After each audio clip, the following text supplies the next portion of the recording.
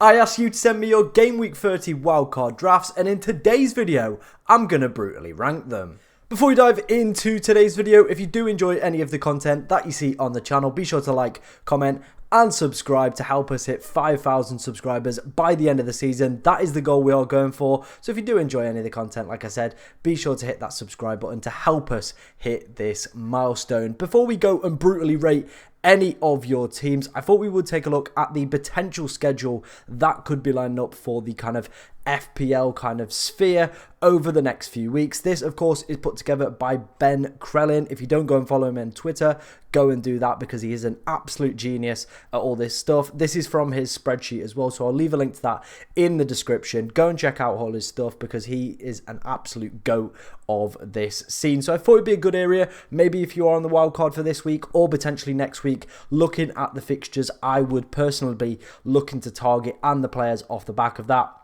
Arsenal, as you can see there, pretty strong fixtures after game week 30 regardless. Then a potential double as well. That could be very, very juicy indeed. Ben has put it at a 70% probability. Bournemouth as well, some pretty good fixtures up until game week probably 33. Manchester United, not the best fixture, but then a double of Aston Villa as Wolves. So Dominic Solanke, probably one of those players you would be looking to have on your wild card. The other teams that potentially double that we might want to potentially take a little bit of a gander at, Crystal Palace. I'm thinking Chris Richards, he's 3.9 million. Maybe Elise, maybe Eze if they're fully fit and available. Other than that, I'm probably not looking too much into that one. Liverpool, definitely a team you want to be looking at. Mo Salah, Darwin Núñez, maybe a potential defender as well if you did fancy the triple up. Kelleher is my personal favourite pick at the moment. Sheffield United with their potential double, probably not worth it. And then Wolves down the bottom. I think maybe Neto, maybe Juan, but for me personally, you're probably looking at a defender. Of course, we're going to recommend Craig Dawson on this channel as always, but Aït-Nouri is probably going to be the popular pick in the community. So I definitely think if you are on that game week 30 wildcard and looking for some fixtures to potentially target over the next few weeks, I think if you want to take a quick screen grab of this,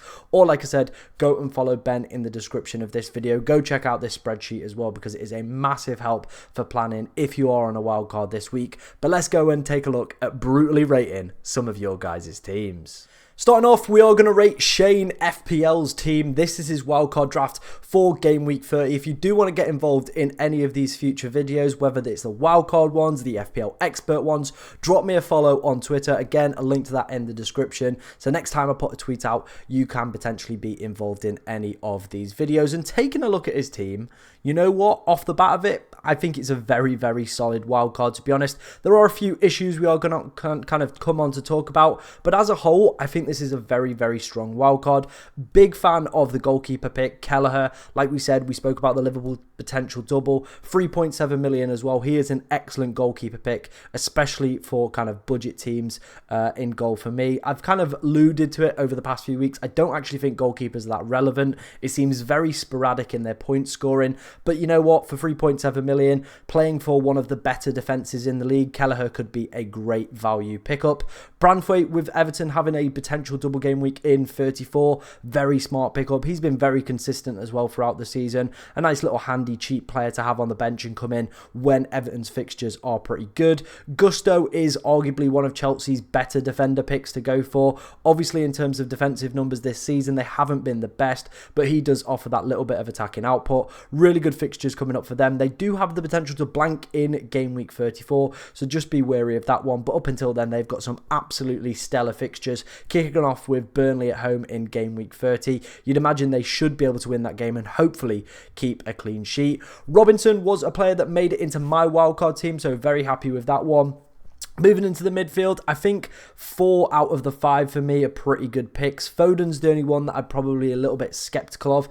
Manchester City, obviously no double. I prefer the kind of Palmer, Son, Salah. I think they're the better picks. I think other than that, though, I think there are going to potentially be better options to go for than Phil Foden. But the other 4, absolutely amazing. And then moving on to the front 3, obviously Erling Haaland, there's a little bit of kind of rumour mill kind of circulating around him potentially being a doubt for this game week. Obviously, we left Norway training after potentially sustaining an injury, so there's a little bit of doubt around him. But if he is injured, this is probably the front three that a lot of people are going to go for. Darwin, obviously, you spoke about the Liverpool potential double. I think he'd be a fantastic pick. Dominic Solanke as well fits into that same boat. And then Ollie Watkins, he's an interesting one, isn't he, to be honest? Like, Villa's fixtures aren't overly amazing over the next few. No double in 34 either, so it is a little bit of maybe it is time to potentially shift away from him. Muniz potentially being that other option if Haaland isn't fit and available. But for me, I think Watkins is one of those players that, even though Aston Villa's fixtures are slightly turning, I do think he is a fantastic asset. We've seen the capabilities that he's got this season. We've seen what he can offer as well. So I do think he is still a very good pick to have on the Game Week 30 wildcard, in my personal opinion. My only kind of comment I'm going to make is when Villa do play European football, though, they do struggle in the Premier League afterwards, especially Ollie Watkins hasn't been kind of as prolific once he has played a European game. So just kind of keep that in your mind. Maybe obviously with it being like a nice kind of set of teams in the final 8 for the Europa Conference League, that Villa are probably going to look at that and think we should be winning that. So maybe there's going to be a shift of focus, maybe some reduced minutes as well for the likes of Watkins, Douglas Luiz, these types of players. So just do bear that in mind if you are thinking about picking them on the Game Week 30 wildcard. Running through the bench, he does have Raya. Again, no problems with that one. Same with Saka, no problems with that one. Gabriel obviously has withdrawn from the Brazil international team, so do keep your eyes peeled for any further updates. I feel like it might be one of those, though, where it's like a international break injury rather than it actually being a real injury. And then Aït-Nouri's been on an incredible run. I think it's now 3 games in a row he's scored in terms of FA Cup and League as well, so absolutely incredible run from him. Obviously, he's not going to do that every single week, but does pick up some very, very juicy attacking positions, so I definitely think he has got that capability to go and get those big kind of whole kind of double-digit scores. He's definitely got that in his locker, and obviously Wolves have some pretty good fixtures coming up, and if they get that double in 34 as well, I think he would be a fantastic option to go for. Moving on to our next draft that was sent in. This one's been sent in by Arvo. And you know what? There's a kind of very similar theme kind of going through this one. So I'm not going to talk about every single player individually. Kind of just going to pick out the ones that I haven't already spoke about. The midfield 5 for me is arguably the best midfield 5 to go for, in my personal opinion. Palmer, Garnacho is absolutely slapping it. You know, some really, really good numbers from him in the past few game weeks. So very, very happy to have him. Excellent enabler as well. Saka, Son, Salah, no problems there. That is my favourite midfield 5 at the moment. Interestingly, similar back line. There are obviously a few anomalies. Van Heck is an interesting one. Brighton's fixtures aren't overly good or kind of interesting for me from an FPL perspective, especially as it looks like they potentially could blank in Game Week 34 as well. So I do think there are better defensive options. Obviously, we spoke about Aït-Nouri in the last section. There's also a player I'm going to come on to talk about with your Kieran Trippier. For me, I would not be going near Kieran Trippier. Yes, the Newcastle fixtures are pretty good and pretty nice, but for 6.7 million, they are currently down there as one of the worst defences for XG conceded over the past kind of 10 or so game weeks. Really not putting up good defensive numbers. Trippier's assists and attacking returns as well have also fallen off a cliff. So for me, he is a no-go in terms of a player I will be looking to have on the Game Week 30 wildcard. If you are looking for a Newcastle defender, you want to kind of keep down that route, probably would be going for Lascelles. It does look like Botman has sustained a longer term injury, so for 3.9 million, he is a much better option than going for Kieran Trippier. Interestingly, Haaland back in this one. I'm liking that. Obviously, if he is fully fit and available, I still think I probably would go for him. Isak as well is a very interesting one. Anytime he is fit and available for Newcastle, he is a really good forward option. Obviously, though, with the other forwards, potentially, you know, Dominic Solanke, if he does have another double game week coming up, I think he does kind of outshine Isak in my personal opinion. But you know what? Go for it. I do like it as a differential pick, sorry. The only other player I wanted to talk about with this one was Petrovic. Now, you've got kind of a little bit of an interesting situation going off here.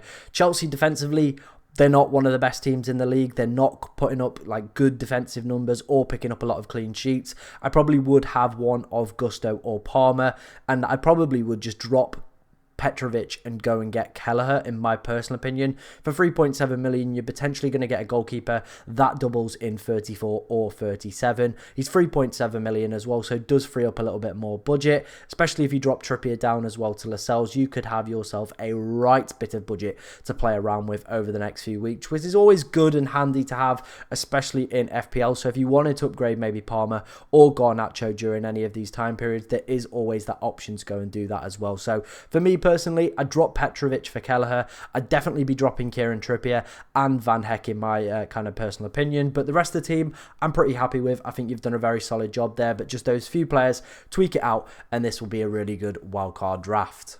And the final wildcard draft we're going to take a look at has been sent in by Madders FPL, and you can definitely see that Spurs influence straight away in there. Obviously a change in the back line. Doji, I don't actually mind it. Spurs' fixtures up until game week 34, pretty solid. Obviously maybe go and get a double game week defender, but other than that, I don't think it's a bad pick, to be honest. John Stones is more the interesting one, to be honest, in this back line. There are definitely a lot better players to be going for, in my personal opinion. No double coming up until game week 37 for Manchester City. John Stones as well isn't kind of a consistent player. He's not going to play every single week, especially with Champions League football coming up for Manchester City as well. You do feel maybe if they drop off, maybe if they lose that Arsenal game, maybe lose or drop of points elsewhere, their focus may shift from Premier League all the way over to Champions League to try and retain that title there instead. So maybe players like John Stones might be potentially rotated, and a little bit of risk of minutes, which we always know happens with Pep Guardiola as well. So for me, John Stones, not a good option. Gabriel, obviously we spoke about him and his potential injury. Van Hecke we spoke about in the last section as well. Personally for me, not a player I would be going for. Obviously we spoke about Lascelles. We've also spoke about Branthwaite. I think they're better enabling picks to potentially go for on that one. Again, very similar situation with the goalkeeper and the defender as well. Double Chelsea, is it really necessary? Probably not, in my personal opinion. I do think there are better goalkeeper options to go for. My personal opinion, if you want to keep Onana, have obviously what's his face? Kelleher, who we spoke about. Moving on to the midfield, I think there's some very good players in here. 4 out of the 5 again for me. Luis Diaz is an interesting one. Yes, they have the double, but in terms of FPL, his data is pretty poor, to be honest. I definitely think there are better picks to be going for than Luis Diaz. I do prefer Garnacho. The numbers that he's putting up are absolutely phenomenal in my case. I even think Phil Foden is a better option than Luis Diaz. I just think he is. And if your FPL matters, how are you not having Maddison in this team? Just going to say it. I'm just going to put it out there. He should be in this team, obviously, if that is the name that you're going for as well. Maybe even somebody like Martin Odegaard might be a better pick than potentially Luis Diaz, in my personal opinion. But it's up to you. It's your team. I'm just offering my advice. Moving on to the free forward, sorry.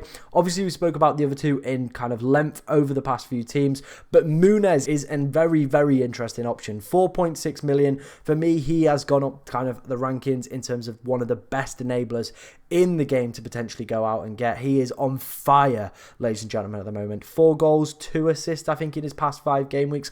Absolutely killing it for Fulham. They've got Sheffield United in game week 30. Their 2 fixtures after that as well are pretty decent. No blank in game week 34, so does have a game there. And you do feel like, you know, Fulham have made this decision that he is going to be their first choice striker. They obviously took the 4 million hit to bench Armando Broja, meaning now that Muniz, in my personal opinion, is their number 1 striking pick option. And for 4.6 million, if you are looking for that cheap enabler, maybe it allows you to go and get some other talented players in your side. Obviously, if Haaland's back and available fit for game week 30, that could be absolutely immense to have Muniz as an enabler. For me, like I said, one of the top ones in the game right now. If you did enjoy today's video or want to have your team maybe rated in one of these future videos, be sure to like, comment, and subscribe. But thank you very much for watching today, ladies and gentlemen, and good luck this game week.